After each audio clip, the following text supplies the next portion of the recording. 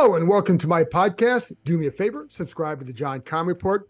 Wherever you get your podcast, you're watching on YouTube, hit that like button, hit that subscribe button. You can find me there on as part of Empire Media. That's AMPIRE. Always much appreciated when you tune in. And don't forget, you can read my work on ESPN.com.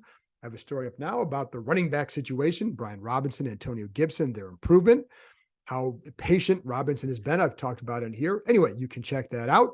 So there you go. In a few minutes, I'm going to get to my keys and predictions for the game. And actually, I'm only going to spend about a minute or two just talking about other things. So there's not a whole lot going on Friday. Now, the one thing we do know is that tight end Logan Thomas will not play because of the concussion. And while they're excited about Cole Turner, this is a loss because, and I know they've dealt with Thomas being out in previous years, missed a lot of time. We get all that, but he's a guy that you miss when he's not in there. Look at that catch he made last week. Nobody else at that position on this team, and maybe only Terry McLaurin, makes that catch and holds on to that ball in that situation. He's a better blocker from in line than a guy like Cole Turner. Now, Cole Turner is a more of a bigger receiver at tight end, so more of a little bit more move guy.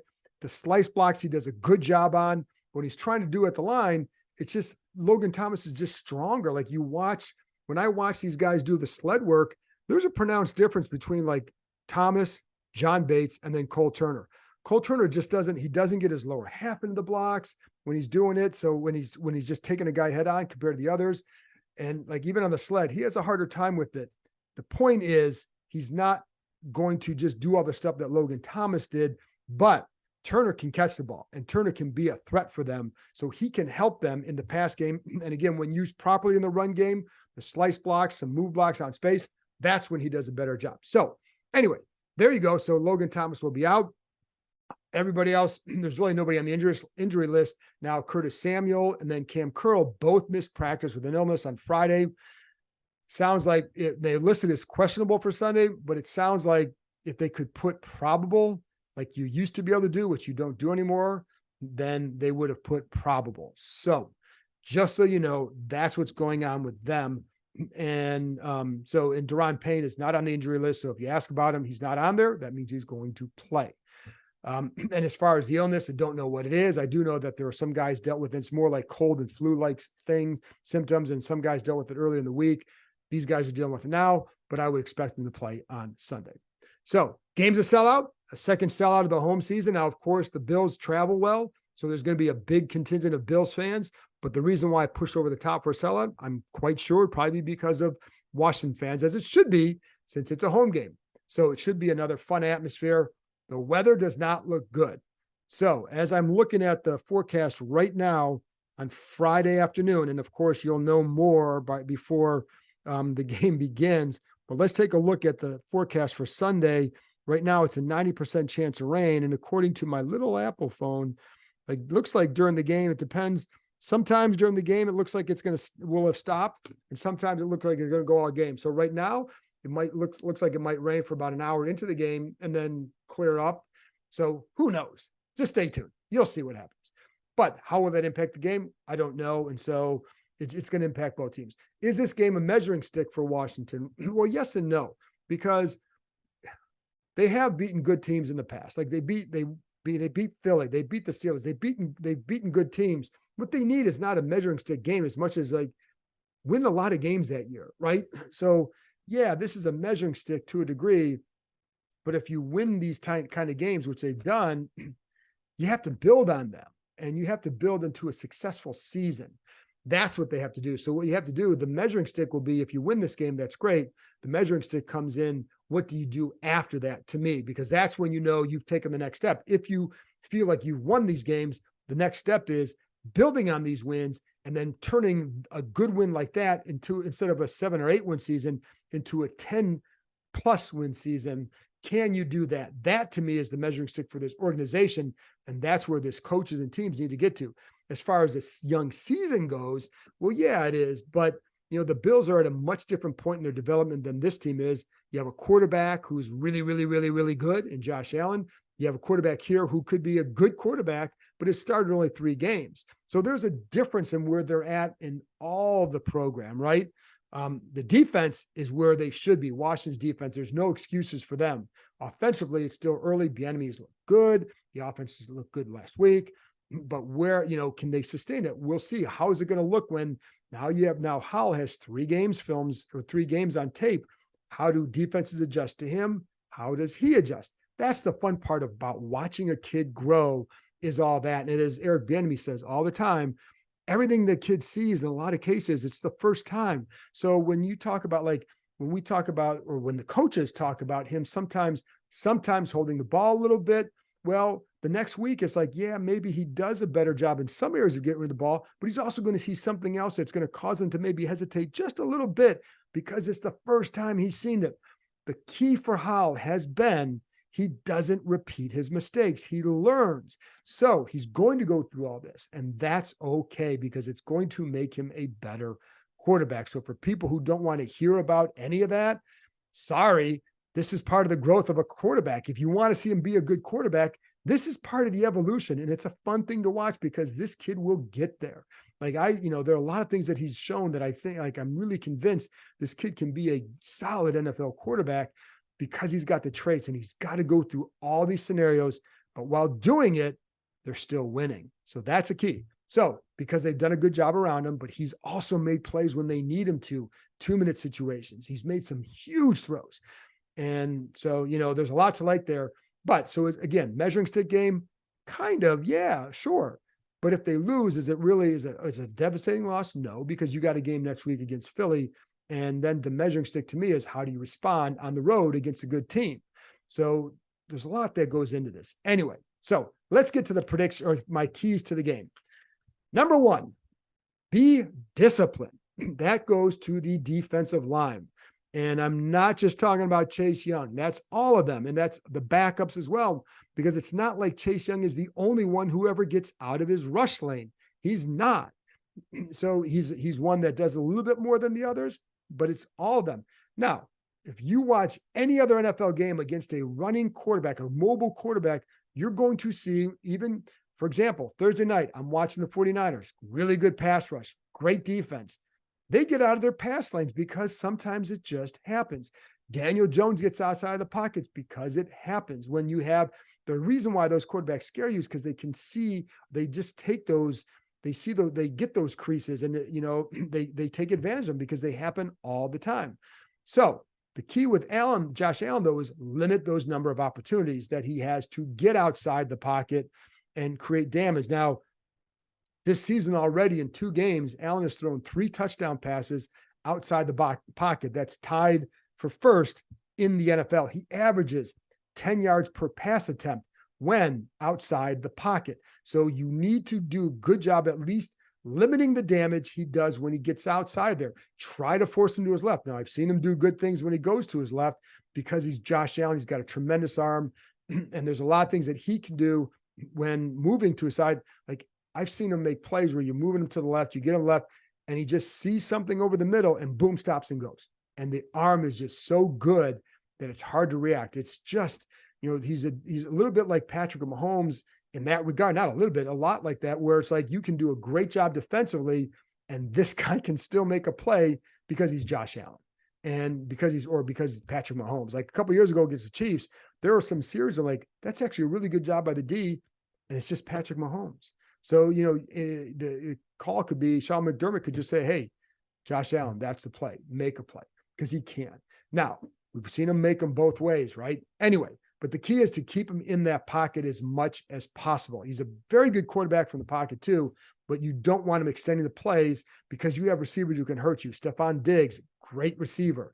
These guys know how to play with a quarterback who does that. You have 2 good tight ends, and so that's going to present a challenge too. And, a lot of it, I'm going to single out Chase Young just a little bit because he's going to be on the field a lot more than a guy like Casey Toohill or others who I've seen kind of get out of their rush lanes as well. And Chase can make these big plays, and you have an athletic big guy in Young and Sweat going against an athletic big quarterback in Josh Allen. So they got to get him on the ground. But like for Chase, there were a couple of times last week working his way back in, maybe some rushes a little bit too upfield, a little bit too wide. You want to get to that 7-8 yard mark and turn in, right? Sometimes a little bit wide. And, that's something and if the tackle gets a little bit pushed inside, now you have a big gap there. And it's not all on Chase Young, but again, that's something that he can help from week 1 to week 2 in terms of his, where he's at, going from one game to the next. For him, what he can learn, that's it. And, the other part is making sure the tackle knows, hey, you're going to rush inside on this play. Communicate that in some way to the tackle so they know to automatically replace. Like there was the one last week where John Allen replaces, but it's a little bit late and Wilson gets outside the pocket. Fortunately for them, Jamin Davis forces a fumble. But those are the little things that can help against a guy like Josh Allen. Again, just accept that he's going to get outside the pocket at times because he's really, really good. That's why these guys get big money. This is not the only team that has a hard time against that, but it is something they have to guard against because it can be very dangerous. And the problem with him, and he has been sacked 7 times outside there. So like that, it's not like he can't get sacked, or 7 times in 2 games, but not like he can't get sacked, but he does do a really good job of he sees things. It's when you talk about quick twitch, it's not just the powerful arm, it's the processing, right? It's like you get outside there, boom, boom, you're going. And that's what he does. So like it makes it really hard to defend a guy like that. And it's why a guy like a Gabe Davis, a receiver, can be dangerous because he doesn't need a lot of separation to get a ball from Josh Allen. And it's why Stephon Diggs is really dangerous because he can create separation. And now you get a guy who can get the ball there in a hurry. So now we've seen him make a lot of mistakes, meaning Josh Allen. Last week, one of the things that he did well is the air yards per target. I think in the first week, it was 7.4 in week 1, that Allen's air yards per target, 3 interceptions, heaving the ball downfield, careless with the ball. Week 2 wasn't careless, 3.9 yards per air attempt. So I'm kind of expecting a little bit more of that. Now, the Raiders last week played they were kind of trying to take it with a big play. He did a good job of staying patient. Test that patience. You're going to have to test it. You're going to, you don't want to give them that big play. They have given up big plays because of some communication or some breakdowns in coverage, and you can't afford that. But you want to test Allen's patience with that. And, again, starts with the rush, put some pressure on him.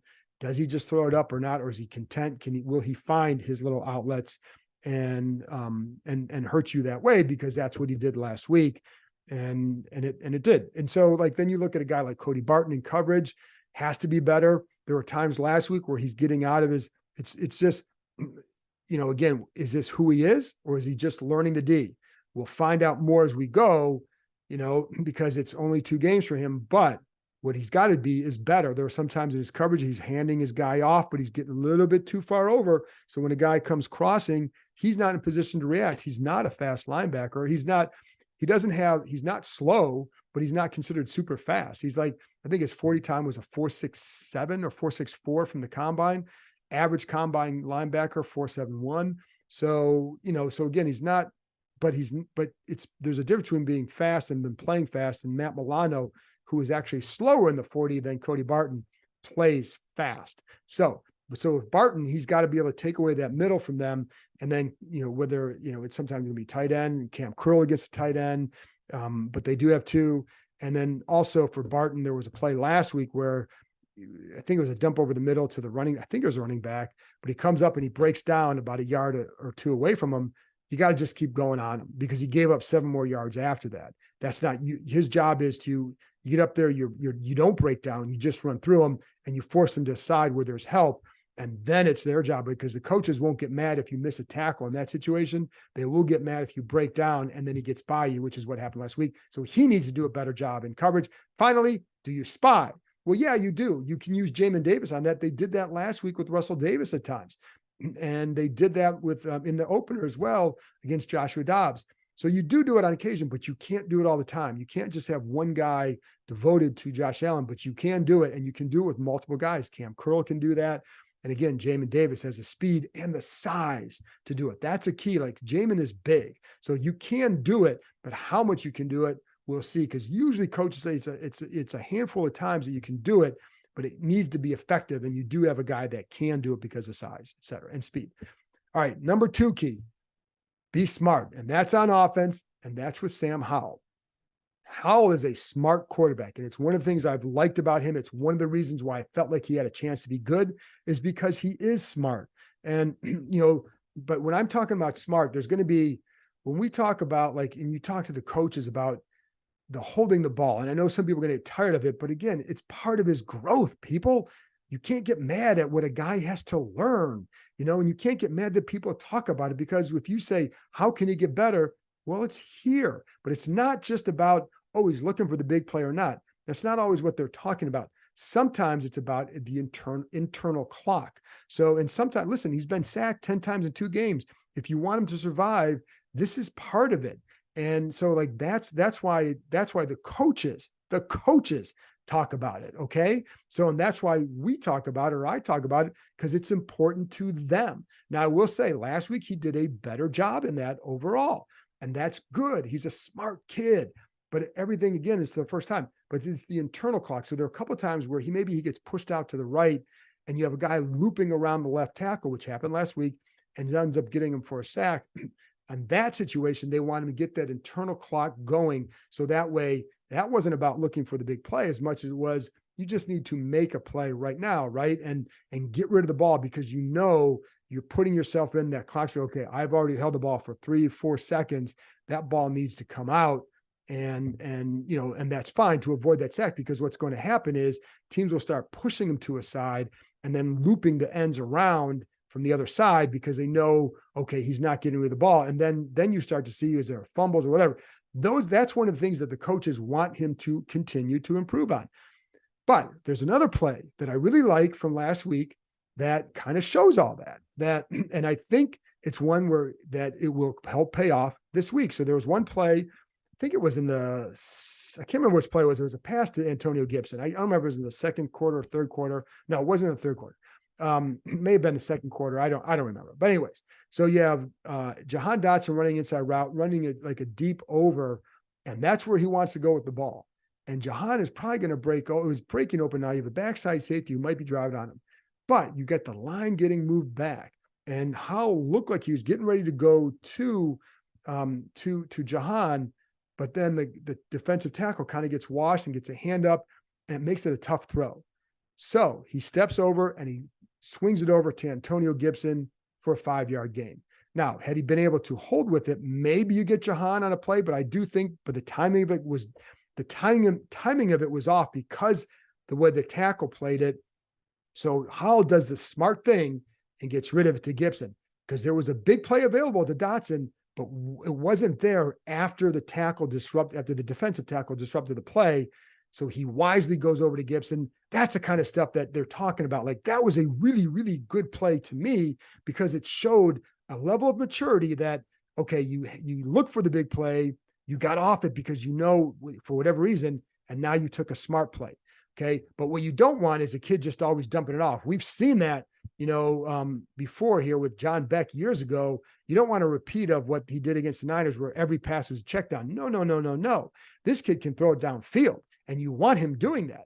So let him do that, but also understand the internal clock. And there are times where you can hold the ball to see where it's going. And other times, like I watched Josh Allen, that guy gets through his third progression pretty quick, because he knows that's gone. This is where I need to go. So I got 10 yards here. Gone. Get it in rhythm. And now you give your third option a good chance to run with the ball, because you're getting it to him in rhythm. But Allen does a really good job with that. That's that internal clock. And it's knowing, is it there or is it not?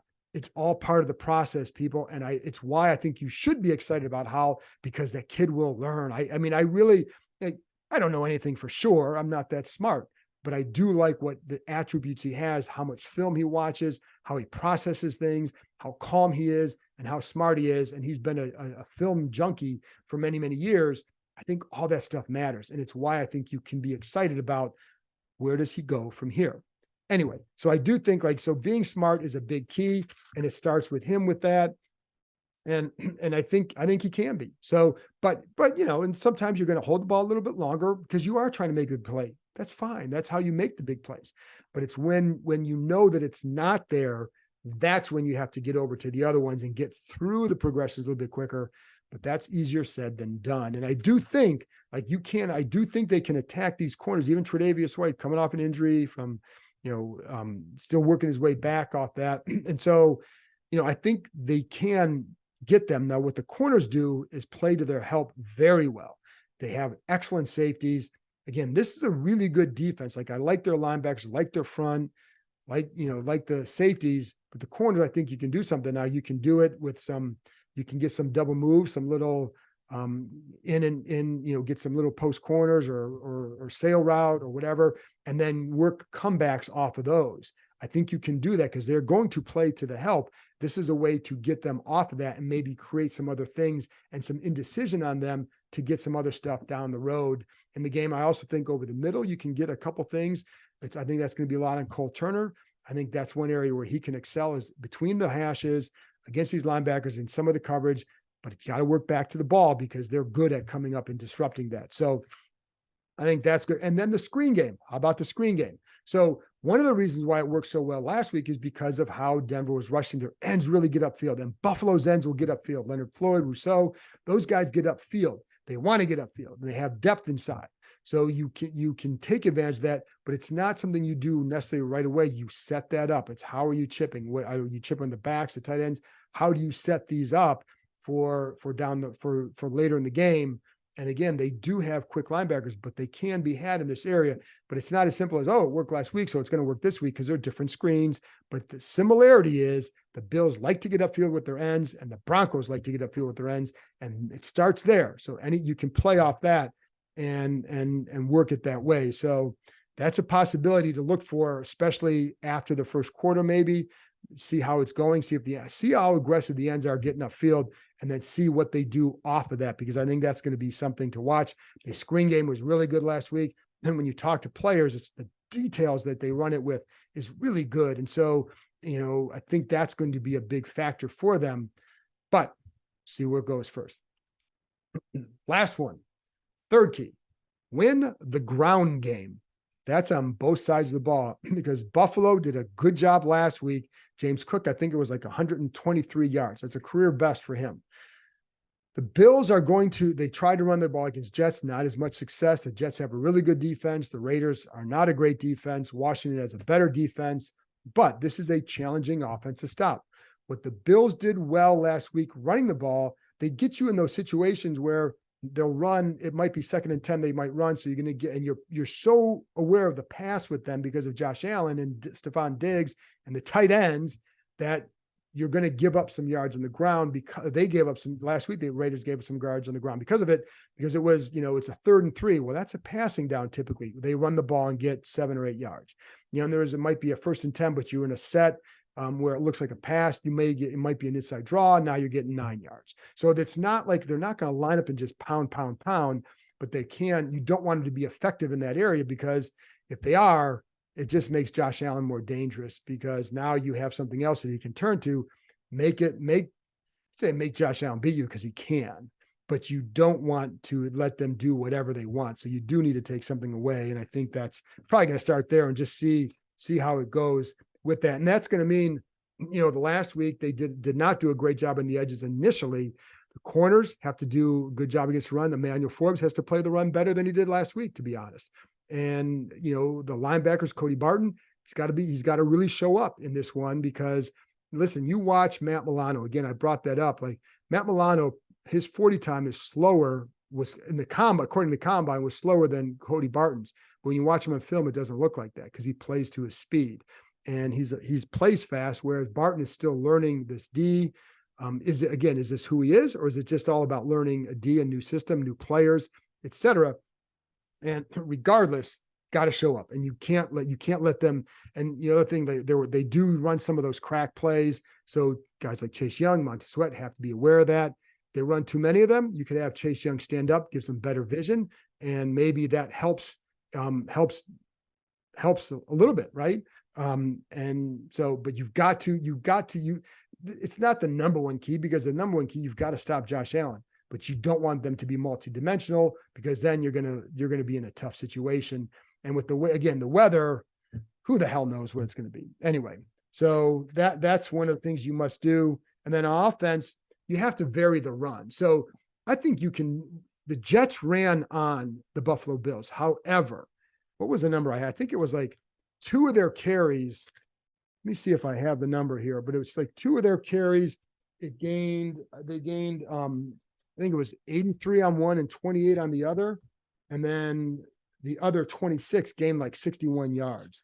The Raiders did not do a very good job at all. And so I don't know what you're going to get there with, it wasn't like that Josh Jacobs did not do anything there. So I don't know that you're going to have okay, so it was 2 carries, 111 yards, 26 carries for 61 yards. And last week the Raiders didn't really get much going on the ground at all. So they've done a good job in general on the run game, except for 2 runs. But because what you have to do is create a little bit of indecision by the linebackers. That means the jet handoff or the jet action, the motion. You've got to create the hesitation. The RPOs can help do that. And there were times against the Cardinals, and I pointed out, like, where you have those RPOs and you see the linebackers freeze. If you can get that, then you can hand it off and get some yards out of that with Brian Robinson. Typically, they've been throwing the ball out of that or trying to.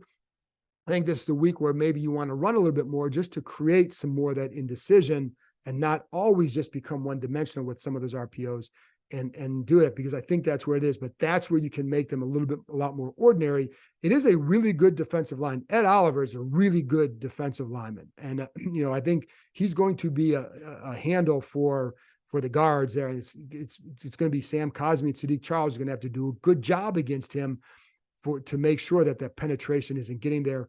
And, I really liked how Brian Robinson finished that game, just very patient.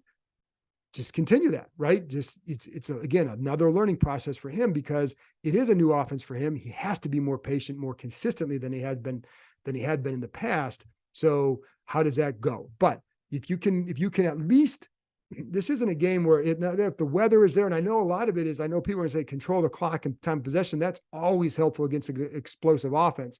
But if you control the clock without scoring in the red zone, doesn't matter, because the Bills can score in a few plays. So you could hold the ball for 8 minutes, get a field goal, they could score a touchdown in 2 or 3, right? So then what'd you accomplish? Well, you ran the clock, but you didn't maximize it. So you have to maximize those drives if you're going to play ball control. And I do think they can get some big plays on these guys. It's just, how are you setting it up? And that's what I think, to me, is going to be an interesting key here. So we'll see. I mean, and I think as far as when you look at the Bills run game, Spencer Brown, their right tackle, is not a very good right tackle. So I think they can do some things there. They probably will chip a lot, because they did that last week with Max Crosby facing Brown. So expect Montez Sweat, Chase Young to get chipped a little bit, a lot. And certainly going to double team inside a lot of John Allen. John Allen gets double teamed a ton. We know that. Deron Payne will get his share as well. Do you go to those Cinco packages to create one-on-one rushes for these guys? Possibility as well. So a lot to consider there. Anyway, that's it for me for the keys. Now the prediction, listen, I thought they'd be 2-1 after 3 games, and I still think that's probably going to be the case. The Bills are really good. And is this team ready to beat a team like that? Well, they can. I don't see why not. In fact, I thought last week, I thought, well, if they lose the Broncos, I could definitely see them beating the Bills, although I don't know what kind of logic that is. But my point is, I thought they'd be 2-1 after 3 games. And, would it shock me if they beat the Bills? No, I think they can. I think I think the fun thing with Howell is, we don't know where he's going to go at this point. We just don't. What kind of game is he capable when it's just when he puts it all together, when they put all together with an offense that is still new. So keep that in mind. This is a still new offense, and they hung up 35 last week, and they looked really good doing it. So there's room for growth, which is why you should be excited. But they hung up 35 while doing that. And he was a big part of that, because like I said, they're just some throws he makes where it's just a really, really good throw. Not perfect, but but I mean, he's not perfect, but neither is Terry McLaurin. Nobody is. I'm not. So, but again, 3-0 while he's learning to play the position in the NFL. But I still have Buffalo. I'll go 28-23. I just think that we know more about where Buffalo's at, right? And I know they kind of laid a stinker in the first game in the Jets game. That defense is really good, but they should have won that game, but Allen threw it away. Last week, you saw what they could do when he takes better care of the ball. This team is better than the Raiders. And so I think they'll put up a better game, much better game. But I'm still going to go with the Bills 28-23. So There you go. But my predictions for what they're worth mean absolutely nothing. You know who takes it seriously? Not even me, because I'd rather talk about the keys of the game than a prediction, because the keys you can you're going in. I know these are keys of the game. Prediction, who the hell knows what's going to happen, right? If you had, anyway, so that's my little spiel. I'm not a huge fan of predictions, but I am a big fan of keys to the game, because I think that gets you ready for what you're going to see on Sunday. So that's it from me. As always, thank you for tuning in. Thank you for listening. Thank you for being a loyal listener and helping this podcast grow. I'll be back after the game to wrap up the Commanders game against the Buffalo Bills. I'll talk to you next time.